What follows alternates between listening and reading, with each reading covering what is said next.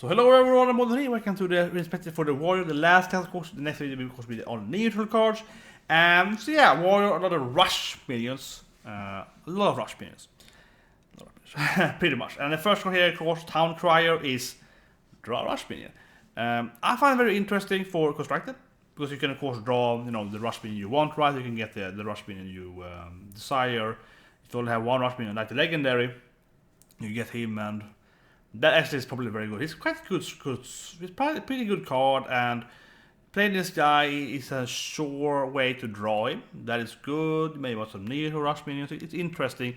It's good in construct arena. It's pretty good. It's think about Novice Engineer. She was a 1/2, and she got nerfed to 1/1 for 2 mana. This is draw a card right for 1 mana with a 1/2. So actually it's a pretty good, very valuable draw effect. It's very, very cheap draw effect for the Warrior. So it's good, but you're getting in rush minions. You need a rush minion, of course. So giving you play this turn 1 is a given, right? You play like turn 10 or something, it's not that good. Yeah, so it's probably a pretty good card in arena. And then we have Red Band West with Rush. So there's a bit of Rush. Yeah, a bit of Rush. This feels pretty bad in arena. This feels actually pretty bad in everything. I guess it's okay with some kind of a rage combo, some kind of whirlwind thing that Warrior can do. But in arena, yeah, you play this out. It's a 1/3, and you have to hit them first once, like they're like 2/2, and get a 1/3/1.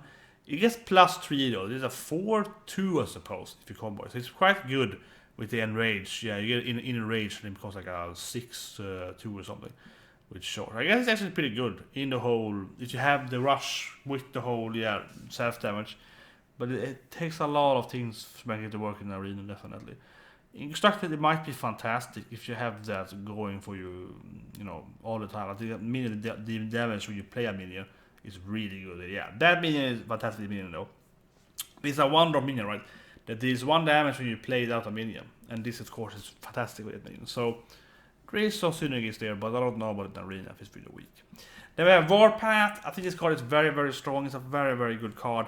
It is Whirlwind, but you can do it up to 5 times, right?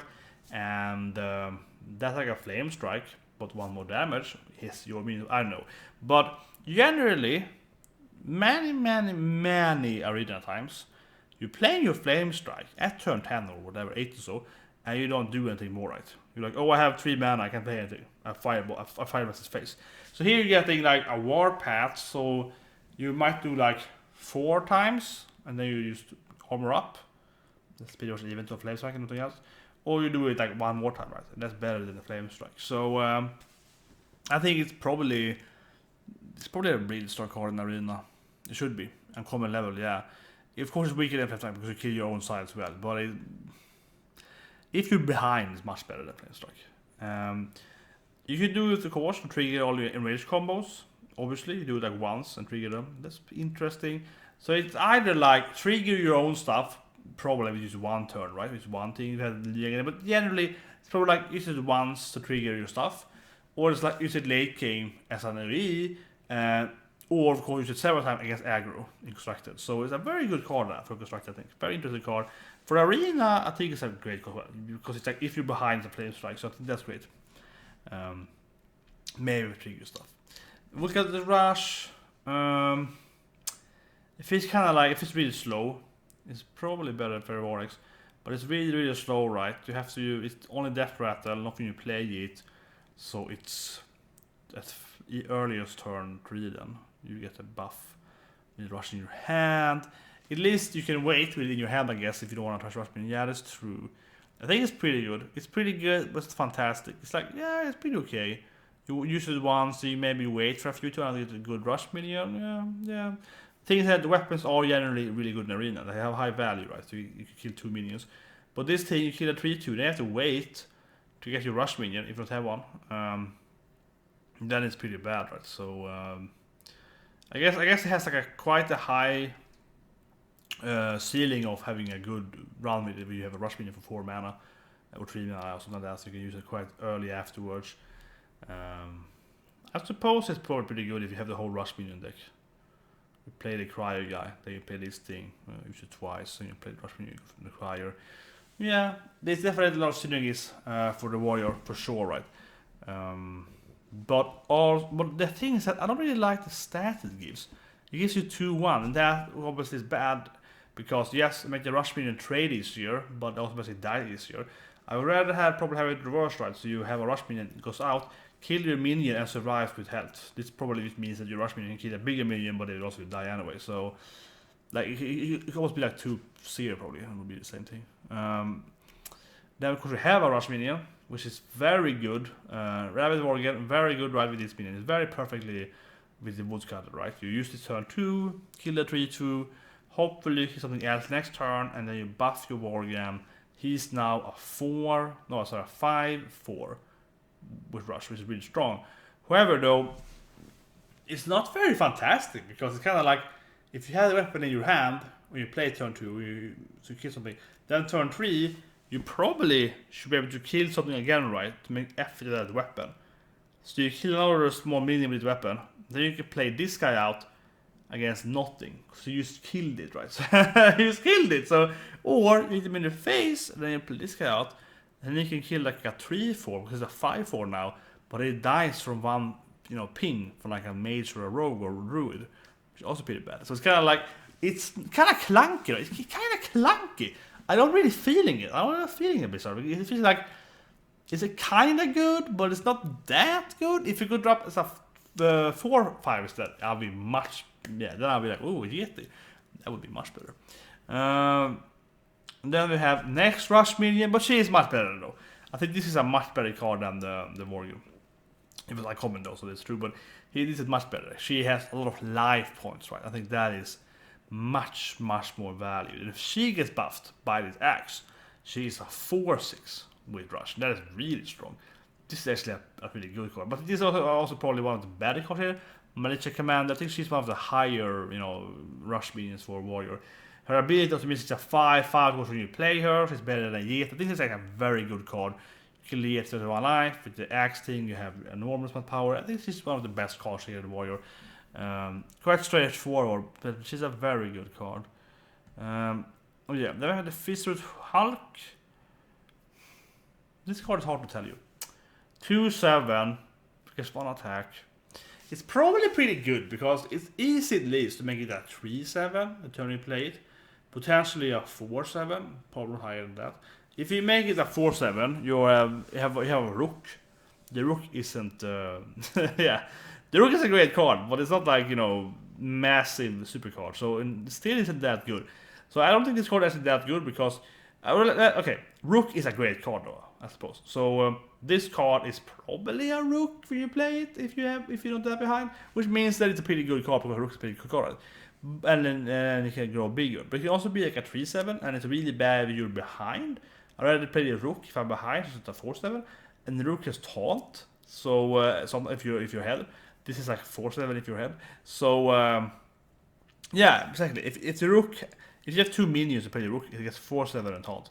If you have 2 minions and play this guy, it becomes 4-7 with no taunt. So it's worse than the rook when you play it if you have 2 minions out, and that's probably what you have at best at turn 5. So it's worse than the rook when you play it. Probably always worse than the rook. And it might get stronger later. So there's a lot of life points though. It's still probably a pretty good card regardless. It has a lot of life points. You probably can get more power. But yeah, it's kind of clunky as well. Then of course we have here Darius Crowley, right? The legendary rush minion. We have rush. I think this card actually is very strong. It's very strong in arena, very strong as well. His stats are a little low for the first attack, but yeah, if you kill something and survive, and he at least has some life points, 4 life points, he heals 2, right? So kill that 3-3, he becomes yeah, he has 3 life left, so it's really risky, and of course he has 6 attack power. But it's a little risky though, but I think it's pretty good. But at the same time, yeah, if he gets killed the next time, it's really bad. Maybe, it depends on the class, I think.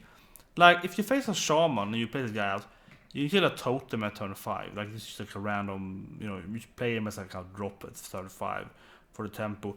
He becomes a 6 right away, and they can't remove it. You probably won the game because then he goes an 8-8, or like he's at the next trade. So I don't know. It feels a little better against the paladin and the shaman and so on. But at the same time, this guy, He doesn't have this kind of like, oh, if he stays alive for 10 turns, you win the game. Right? He gets bigger, but it's not like you win by it. Not really. But with the axe, I don't know. I think it's a good card, but it's not like he's not broken. It's just a good card, yeah. It's a badass good card. This card is so bad. This is the worst card in this expansion. Deadly Arsenal. This is really bad, guys. This is really bad. Right? It's just like this is so bad. Oh my god, this card is crap. This card is so bad. I want to say this is the worst card in this expansion. It's probably the worst epic card, at least by far. It is so bad. It's wow. So you really a weapon, right? Then you do the damage. So it's like the Dragon's Fury, but for weapons. So you need to have a high weapon like Gorehound to begin with. And then it's good if you don't have Gorehound in it. It's 7 damage. But for a warrior, it's actually pretty bad. The problem is warrior has so many good AoE effects. Like for example, you know, using all your armor for damage, or of course mainly brawl. So it's pretty a control deck. Because it's only good in control, right? Yeah. It's all minions to it. So it's only good in control. And then brawl is like 10 times better, because brawl does infinite damage to everything. It's like 1 minion, right? It's much better. So that's way better. And if they control, what the deck should be good, you don't have that many weapons. So it's kind of like, this card is so bad. Yeah, this card is absolute crap. It's probably the worst epic card by far. Really bad card. And then we have the last card here. It's the Black Hound Gunspire. It's very random. Very, very random. You deal damage to it. It trigger shoots 3 damage, including the hero phase, which means it might be some really cool combos extracted when you play this. He deal 8 damage to it, deal 21 damage to the face, like a reverse Hydra. So there is definitely something interesting there, but it's, yeah, it's reverse Hydra, right? But it's not very good, obviously not. There's pretty good. So I don't know, Warrior feels kind of meh to me. The Rush minions, I really like the 2-5. She's really good. The militia, I think the woman list, she's really good. 5-5, yeah, she's fantastic. But the other ones are kind of clunky and meh, I feel. And they're also not that good against a spell heavy decks, which are kind of common on higher ranks. If you get like 8 or 10 plus or so, usually you feel that you face like really like controlling priest formation for that, or you face something kind of like super aggressive rogue face decks.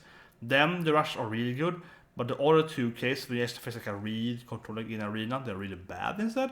So that's also probably the rush. You need to face a minion heavy deck, which you usually do in arena. Yes, you do, but not in the higher ranks or higher points. So then you get the spell decks usually, or super aggressive decks. So it's kind of like meh. I feel Roar is kind of meh. I'm kind of meh about it. The good thing though is that rush spins generally are like removal spells, so you're gonna have a lot of removal spells you can throw out right and remove stuff. So that's pretty good. But they're not, and they aren't any like broken cards here. Like look at the rogue. Well, okay, the 4-drop is really good, but look at the rogue with the blink fox there. It's like what the hell, or the bell right for paladin. They're like broken and common cards. Here the militia feel is really strong, but everything else is kind of okay. Yeah. So it's very warrior arena where everything is just kind of like, yeah, it's pretty okay, but it's not like the best. So warrior is still probably the worst in the arena. So yeah, yeah. That is the worst epic card. Absolutely. That the damage based on your weapon is so bad, so bad.